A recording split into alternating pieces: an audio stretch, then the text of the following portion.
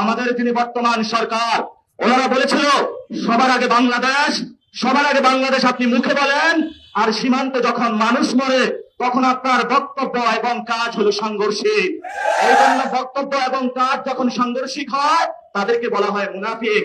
অর্থাৎ আপনি বললেন যে আপনি বাংলাদেশের সংস্কার বাস্তবায়ন করবেন হ্যাঁ ভোটে ভোট দেওয়ার জন্য, জনগণ হ্যাঁ ভোটে ভোট দিয়েছে, এবং বাংলাদেশে কোনো সংস্কার আপনি বাস্তবায়ন করছেন না। আমরা যখন এগুলা দেখি তখন আমরা তাদেরকে বলি ভুয়া জাতীয়তাবাদী, ভণ্ড জাতীয়তাবাদী, প্রতারণার জাতীয়তাবাদী।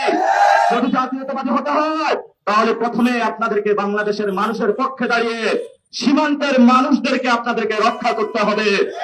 গতকালকে লালমনিরহাট হাতীবান্ধাতে খাদিমুল ইসলাম নামে এক ভাইকে 6 বুলেটের আঘাতে তাকে শহীদ করা হয়েছে।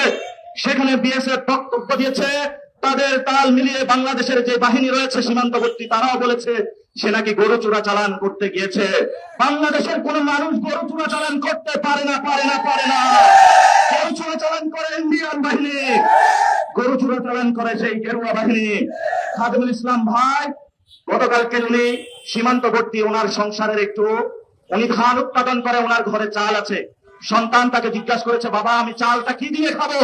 উনি একজন বাবা হয়ে পকেটে টাকা নাই, মাছ ধরার জন্য সীমান্তে গিয়েছিল, তাকে হলো বুলেটের আঘাতে হত্যা করা হয়েছে। অথচ বাংলাদেশ তাকে ভয়ানক উৎপাদন করছে যে তাকে নাকি গরু চোরাচালান করার জন্য হত্যা করা হয়েছে।